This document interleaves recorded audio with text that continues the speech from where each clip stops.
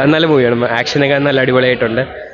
പിന്നെ നല്ല ഗോറിയും വയലൻസും ബ്ലഡ് ഷെഡൊക്കെ ഉള്ളതാണ്. അപ്പം എല്ലാവർക്കും ഒന്നും ഇഷ്ടപ്പെട്ടില്ലെന്ന് വെച്ചാൽ, പക്ഷെ എനിക്ക് നല്ലോണം ഇഷ്ടപ്പെട്ടു. നല്ല സിനിമയാണ്. ആക്ഷൻ കോറിയോഗ്രാഫി പെർഫെക്റ്റ് ആയിട്ട് ചെയ്തിട്ടുണ്ട്. 18+ പറഞ്ഞാൽ 18+.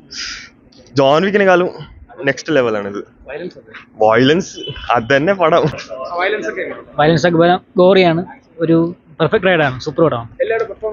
പെർഫോമൻസ് എല്ലാം ന്യൂ കംസ് ആണ് തോന്നുന്നു. ലക്ഷ്യ സെന്നൊക്കെ പുതിയ ആളാണെന്ന് തോന്നുന്നു. അപ്പോൾ എനിക്ക് തോന്നുന്നു എല്ലാം നല്ല പെർഫോം ചെയ്തിട്ടുണ്ട്. അടിപൊളി പടമായിരുന്നു. കിടിലോ എന്ന് പറഞ്ഞാൽ കിക്കിടു വെറുതെ കാണാം. എന്നു പറഞ്ഞാൽ വയലൻ്റ് ആക്ഷൻ സീനാണ്. ഫെയിൻ ഹാർട്ടഡിന് അങ്ങനെയുള്ളവർക്ക് പറ്റൂല. രക്തം എന്ന് പറഞ്ഞാൽ ഒരു ട്രെയിന് അതിൻ്റെ അകത്ത് മൊത്തം രക്തക്കളിയാണ്.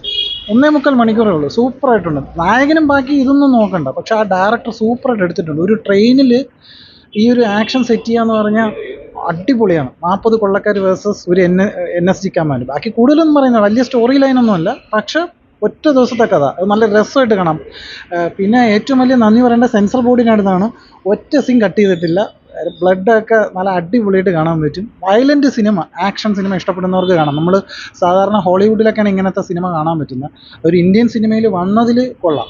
അതായത് ക്ലാപ്പ് വർത്തി, അതായത് വിസിൽ മൂമെൻറ്റ്സ് ഉണ്ട് തിയേറ്ററിൻ്റെ അകത്ത്. എന്ന് പറഞ്ഞാൽ കൊള്ളക്കാർ നമ്മൾ പറയില്ല അവനെ ഇടിക്കടാന്ന് പറയില്ല, ഇടിക്കണമെന്നല്ല, എന്തൊക്കെ പറയാം, ഒരു തല അടിച്ച് പൊട്ടിക്കുക എന്ന് പറയില്ല, ആ ഒരു സീക്വൻസാണ്. ഭയങ്കര എനർജി ലെവലാണ് പടം.